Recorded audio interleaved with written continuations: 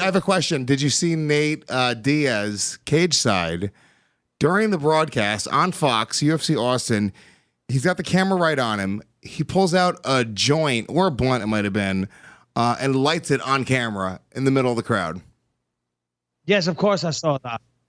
I saw that, and of course you thought it was the most badass thing you've ever seen in your life. You're like, wow, I fucking love that guy. Stoner for life, bro.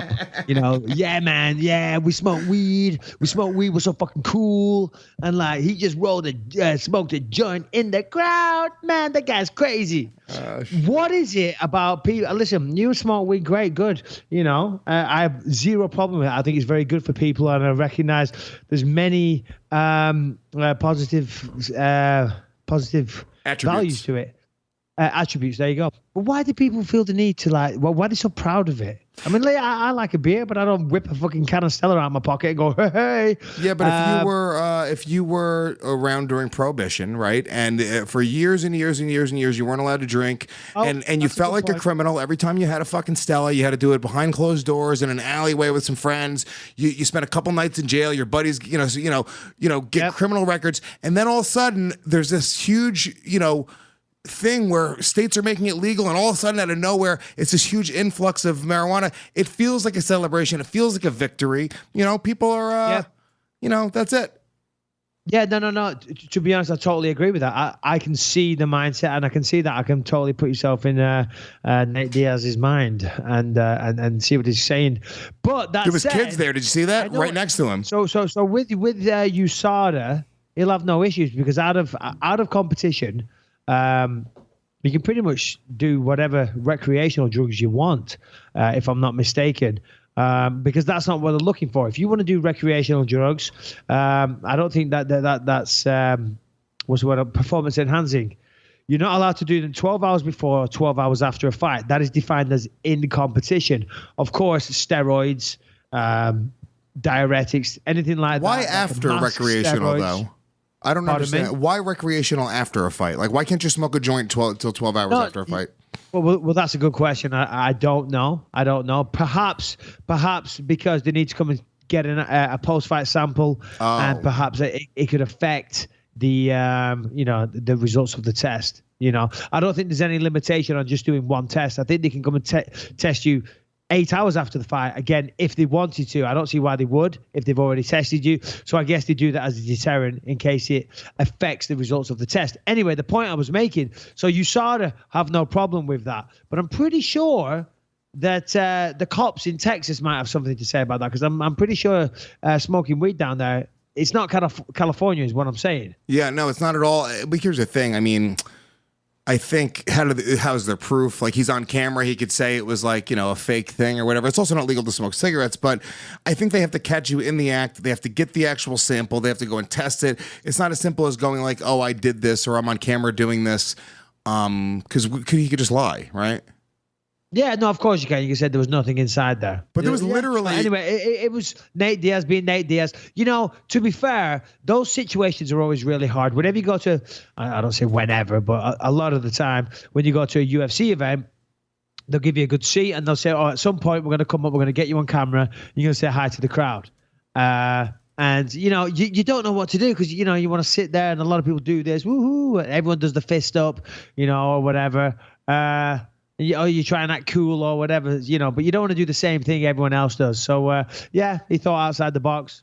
Did you see that there was actually like maybe 10 or 11-year-old kids right behind him as he lit it up? Oh. That would have been the thing. Like, as a parent, like, look, I smoke pot, but I would still kind of be like, dude, there's a fucking kid right here. Don't light up weed and blow it near my kid. Like, yeah, but I don't think he actually lit it though, did he? I think he did. I think he pulled out the lighter and then the camera cut. So did he actually light it or no? We don't know. So which is it, Lewis? Are you all for it because the guy's, a weed advocate in a prohibition era, or should he not be doing it because there's children around, Lewis? Because you're sending mixed messages here, my friend. Well, I don't know which it is. For a moment there, I was all about Nate Diaz smoking weed in public. I'm like, yeah, go Nate. And then now you're saying there was children behind him. I'm like, fuck, that's so irresponsible. So which is it, Lewis? Well, it's a little column A, little column B. I think it's the way you do it. Like, I smoke marijuana, but I don't I don't do it around my son. I don't tell him. It's funny because his mom drinks and he knows that she'll drink a glass of wine, but I would never tell him that I smoked weed. And I think it's because the perception. I think he'd go to school, and if he said that to his teachers, I think it would look really. I don't think it would look good. It's not legal in New York either. So, but yeah, I think you have to be responsible around kids. You can't fucking blow weed smoke into a 10-year-old kid's face. Yeah, no, absolutely. Okay, all right. Did we see Anderson Silva dressed as a woman twerking last week? Pull this up, Harrington. You got it? Because we got to show this to the people here, because this, in my opinion, is something that needs to be discussed as really missed the media. Here we go. All right, so what we've got here is Anderson Silva. I don't know what drugs he's on or alcohol. He's definitely intoxicated, but he's having a good old time there. And it's on his Instagram. So really? So I thought this might be a case of like he was messing around at someone's house and they filmed him. Yeah. And they leaked it, but it's on his Instagram. Okay, all right. Yeah, who was that years ago? That was cross-dressing. There's Oscar De La British Hoya. MMA fighter called Oscar De La Hoya, of course. A British MMA fighter called Alex Reed. He went through a little phase of cross-dressing. He got quite famous for it, but yeah. Oh yeah, I forgot about Oscar De La Hoya, but I don't think Anderson's doing that. I mean, it's clear to see he's just having a bit of fun. He's messing around there. But De La Hoya, the story was he was like with a chick dressing up like that, and she took the pictures and tried to blackmail him, I believe. And he was doing it for they're like with the gloves on and fucking. You've seen the De La Hoya pictures, right? No, I haven't. Oh, pull them up. What a nightmare that is. So you're getting kinky with some girl. She films you. Dog. Oh, my God. You got to be careful what you say these days, though, because, each to their own. Listen, if Anderson Silva's a woman now, then God bless him. And he's always been very high-pitched. So maybe. Well, maybe that's why also he was doing testosterone or steroids, because that's why he was taking dick pills, But this is the instinct that he has. If he wants to be a woman, I think he needs more, what's the female one? Estrogen.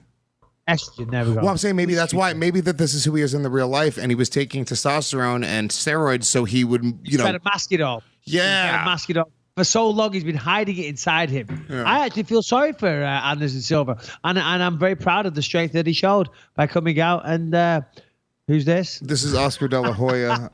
Oh my God! God bless him. I'll tell you right now, if you were with, let's say, all right, dude, smoking hot chick. That must have been a heavy night. Yeah, smoking hot chick who's into some kinky shit. It's not that crazy to fucking. I mean, I guess it is. I wouldn't get dressed up as a woman, but it's still not. If you're with a woman, I don't think there's anything. He was cross-dressing, though, was he? He was fucking around and being silly and stuck some of her underwear on and put boxing gloves on for the sake of it, and it looks like he was having a laugh. That's a very long setup to a joke. It's not a long setup though, but they're having a crazy time. Yeah. And he's like, you know what? He's just being funny. Maybe he's had too much to drink or whatever. And he's just like, yeah, I'll stick on your leotard or whatever it is, and some boxing gloves, and do my hair and makeup. Yeah. That's a whole other thing, dude. When you put it like that, it is a long setup. Yeah, people are into some kinky shit. And look, I don't judge anybody for the kinky shit that they're into. You know what I'm saying? Like, what happens in the bedroom, more power to you. God bless your soul. But Anderson, he is pretty comfortable with himself, though, to do that. You know what I'm saying? Like, because here's the thing. He knows he's going to get trolled. You know it better than anybody else. The fact you have to be pretty damn comfortable with your sexuality to go put on women's underwear and dance on your own Instagram. Listen, if you want to put on women's underwear and dance on Instagram, on Facebook or wherever, then, more power to you. Good for you. I think it's hilarious. It actually is pretty funny. It's a funny video. He doesn't take himself too serious, obviously. I'm not going to take this opportunity to go, wow, what an asshole, what an idiot. It's funny. It looks like it's silly. I bet it got a lot of views. Let me have a look. Yeah. Maybe he's just trying to pump his Instagram account. Who knows? This is what he said. He said, Silva's caption is, "In the mood of carnival, I leave my homepage to the illustrious, unequaled Pablo Vitor Pablito, who likes." I don't understand what this means.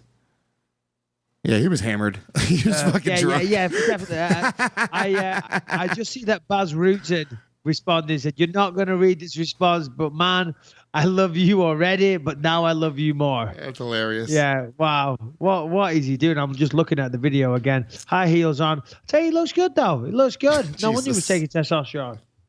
Do a few more muscles on that skinny little frame. All right. So that's that. We've